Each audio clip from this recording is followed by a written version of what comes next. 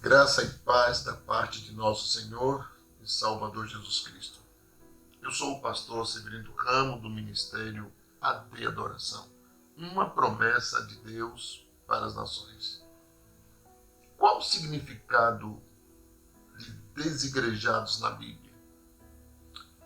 Nos dias atuais falam-se tanto de desigrejados, pessoas que não estão na igreja, pessoas que saíram da igreja, pessoas que dizem não necessitar da igreja. Mas afinal de contas, como é a vida de um desigrejado?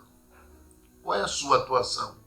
Quais os seus princípios, os seus conceitos, o seu conhecimento da palavra de Deus? Dando uma olhada nessa palavra, qual o significado de desigrejados na Bíblia? O fenômeno dos desigrejados surge com a interpretação de que toda estrutura religiosa apresenta-se como instituição desnecessária, defendendo que a fé cristã pode ser exercida desvinculada da comunhão da igreja. Esta é a visão que a maioria apresenta, e isso nós vemos uma debilidade do próprio conhecimento e da própria estrutura cristocêntrica da palavra de Deus e do próprio Cristo, que nos ensina bem diferente. Mas qual o significado desigrejados? O que significa?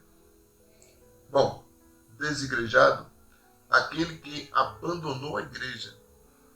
Malaquias é um desigrejado, não frequenta mais a igreja. Deu para entender? Mesmo que ele professe sua fé, mas ele não tem a comunhão com os membros, com aqueles que fazem parte daquela coletividade. Ele é um cristão independente, se assim se pode dizer. O que é uma pessoa desigrejada? O fenômeno dos desigrejados surge com a interpretação de que não vale a pena seguir a Cristo naquela instituição, ou naquela congregação, ou naquela denominação. Parece-me que cada um cria a sua própria estrutura e a sua própria igreja. Não é? Então, a gente começa a observar que a fé cristã pode ser exercida desvinculada da comunhão do corpo de Cristo, que é a sua igreja, cujo Cristo é o cabeça. O conceito de desigrejado, que supostamente foi referenciado no modo de ser da igreja primitiva, os crentes se reuniam geralmente em casas e nas missivas paulinas e joaninas formataram uma disfunção e descongregação do conceito tradicional de igreja, entendido e praticado por nós. Esta corrente interpretativa fornece não apenas uma supervalorização da visão individualista e independente de ser igreja. Cunha não apenas um neologismo de referência ao desligamento total do mundo eclesiástico. Sua postura propõe refluxo ideológico quando afirma que a grande maioria de cristãos que ainda permanece nessas, entre aspas, assembleias do sistema religioso minado de bobeira e de ideologias e de doutrinas e de ensinos, devem também desligar-se daí o quanto antes. Parecem que são pessoas que não gostam de normas, de estrutura, de algo que tem início, meio e fim. E alguns deles citam como embasamento profético para tal conclamação o texto de Apocalipse 18, versículo 4, quando diz: sai dela, povo meu, para que não sejas participante dos seus pecados e para que não incorra nas suas pragas.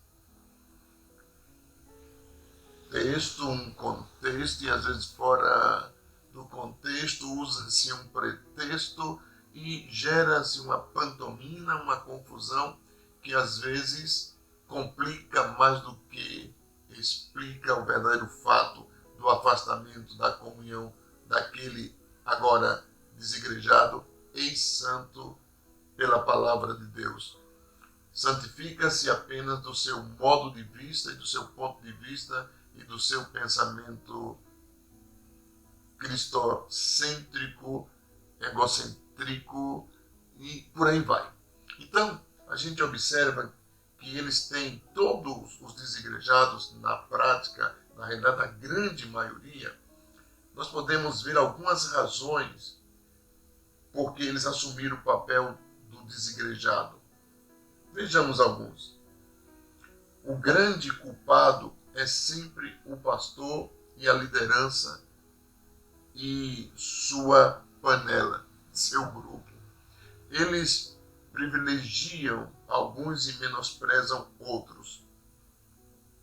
E às vezes essa interpretação é completamente fora dos padrões cristãos, porque a quem lhe é dado, a quem mais se dá, mais se exige. E se você desempenha um papel na comunidade, na congregação, na denominação, claro que você se destaca naquilo que você está fazendo.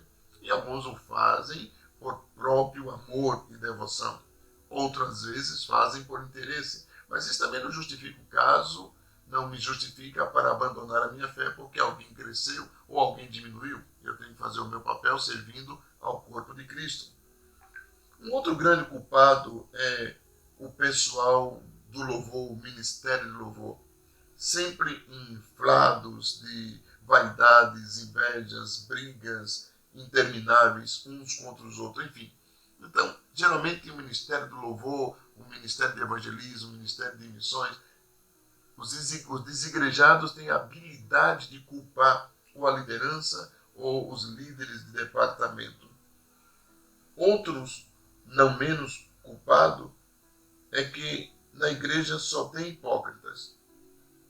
Todas as igrejas estão repletas de pessoas legalistas, sem amor, e colocam a denominação acima da verdade e da justiça. Então, sempre tem um culpado para esses aspectos, não é? Que é legalista, que é doutrinária, que ensina, porque a maioria querem viver da sua maneira, do seu modo de pensar, do seu modo de agir, do seu modo de fazer, e não da coletividade dos princípios basilares para o crescimento e desenvolvimento daquela instituição, ou denominação, ou congregação. Uma outra palavra que sempre usa e encontra outros culpados são essas lideranças mercenárias. Só que querem arrancar dinheiro do povo, só fala em dízimo e oferta e esquece que a igreja foi chamada para ser livre. Nos dias em que vivemos, onde todos vivem lutando para a sobrevivência, alguns dos igrejados querem impor na igreja, ou na instituição, ou denominação, que ela não tenha nenhum recurso, porque ele mesmo não é ajudador, nem contribuinte, nem ofertante. Ele não tem prazer em ver a instituição crescer. Às vezes nós vemos pessoas que não valorizam nem a sua própria casa, lá em família, vão valorizar a igreja. Quando perde a sensibilidade espiritual, claro e evidente que culpam a todos pelo seu desvario. Um outro culpado é que toda denominação é negligente, que não disciplina os erros da igreja. Então, fulano errou e não foi disciplinado, fulano errou e não foi corrigido, fulano errou. Quando ele mesmo comete os erros e não quer ser corrigido, enquanto a Bíblia diz, ensina o sábio, e ele se tornará mais sábio ainda. Mas quando você ensina a uma pessoa ignorante, geralmente ele se volta contra você. E, por último, inúmeros infinitos motivos que não cabem numa simples lista, não é, de pecados da igreja. Só havia um problema, não é, nesta lista que estou tentando passar para os meus amigos e irmãos. Na verdade, a falta mais grave, não é, eu não estava nela. Então, Geralmente ele já não estava nela e não participei dela. Então geralmente tem essa grande culpa. O que eu fiz para reconhecer minha responsabilidade sem justificativas e desculpas? Então, deveria buscar esse sentimento de saber onde errou, onde está errado. Mas é muito difícil. Talvez alguém levante a seguinte objeção: é fácil falar, mas você não sabe o que passei. Verdade. Mas a gente aprende dia a dia um com o outro. Experimente trocar suas reclamações por uma pergunta fundamental. O que você pode fazer pela igreja além de uma lista de reclamações? Pense nisso. Vamos assumir nossa própria culpa, erros, pecados, falhas, fraquezas, e vamos nos ajudar mutuamente a crescer e desenvolver o reino de Deus na terra, e não pensar somente em nós ou nos outros que estão desenvolvendo um trabalho, mas pensando no reino de Deus, para que ele cresça e o nome do Senhor Jesus seja glorificado e você tenha esse apoio, esse cristianismo unido, esta unidade. A resposta da Bíblia para isso parece novo, mas o costume de abandonar a igreja e a fé é antigo. Há registro no Novo Testamento. O problema da evasão dos seguidores já pode ser vista no ministério de Jesus. O termo desigrejado não aparece na Bíblia. É uma palavra usada na atualidade, mas várias cenas narradas nos textos bíblicos mostram que a questão de deixar a igreja já existia no século I. A Bíblia é clara quanto à ordem para os cristãos viverem em ajuntamento e em comunhão. Em 1 Coríntios capítulo 12, versículo 24 a 28, o apóstolo Paulo diz que Deus formou o corpo e ordena que não haja divisão nesse corpo, mas que os membros cuidem uns dos outros. Diz que se um membro padece, todos padecem. Se um membro é honrado, todos devem ficar felizes. Em Hebreus, no capítulo 10, versículo 25, está escrito que as pessoas não deveriam deixar de congregar, porque o texto fala assim, que algumas pessoas estavam deixando de congregar, estavam longe da igreja. Ainda adverte que o corpo deve demonstrar, advertir, exortar o próprio corpo para que mantenham-se unidos, para que mantenham-se juntos, pois é o corpo de Cristo. Não seja um desigrejado, seja um que faz parte do corpo de Cristo, a igreja de Cristo, aquela que será arrebatada, aquela que estará na eternidade com Ele. Que Deus te abençoe, a ti e a tua família, e que possamos viver em plena harmonia com Cristo e com os irmãos, porque o amor de Deus deve estar derramado em nossos corações e nós devemos estar juntos para que o nome do Senhor seja glorificado. Que Deus abençoe a todos e até a próxima. Eu sou o pastor Severino Ramo, do Ministério AD Adoração, uma promessa de Deus para as nações. Até breve.